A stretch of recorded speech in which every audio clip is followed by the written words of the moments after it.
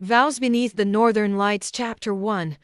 Vows Beneath the Northern Lights. When Lin Yue walked out of Arlanda Airport dragging her suitcase, a steady drizzle was falling over Stockholm. The Nordic September already carried a chill, and she instinctively pulled her trench coat tighter around herself. As she looked up at the leaden sky and unfamiliar signboards in a foreign language, a nameless loneliness crept over her. This was her first time setting foot on Swedish soil. As an outstanding graduate of Tsinghua University's computer science department, she had received an offer from Nordstrom Technologies to work as a researcher in their AI development division. Her decision was met with strong opposition from her parents. Why should a girl go so far away? Sweden is cold and unfamiliar. But Lin Yue stood her ground. She longed for a breakthrough and wanted to prove herself in an entirely new environment. Dr. Lin, a clear male voice interrupted her thoughts. Lin Yue turned and saw a tall blonde man holding a sign with her name on it,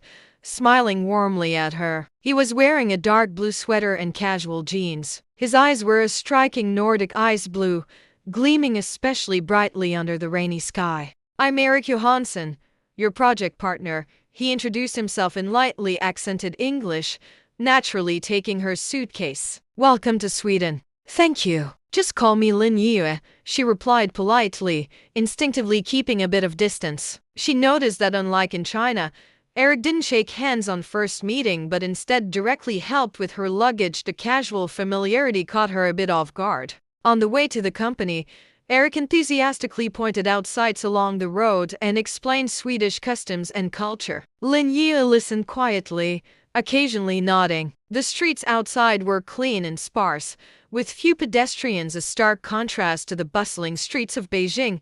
"We're here." Erik parked in front of a sleek, modern glass building. "This is Nordstrom headquarters." Lin Yue looked up at the gleaming building shimmering in the sunlight, her heart beating faster. This was the new beginning of her professional career. On her first day at work, Lin Yue arrived half an hour early, only to find the office completely empty. It wasn't until exactly 9 o'clock that her colleagues started to show up. Even more surprising, everyone including the department had left promptly at 4 in the afternoon. "Do Swedes not work overtime?" she couldn't help asking Erik during lunch. Erik smiled and shook his head. "Work is for living, not the other way around. Unless it's an emergency, we don't use up personal time."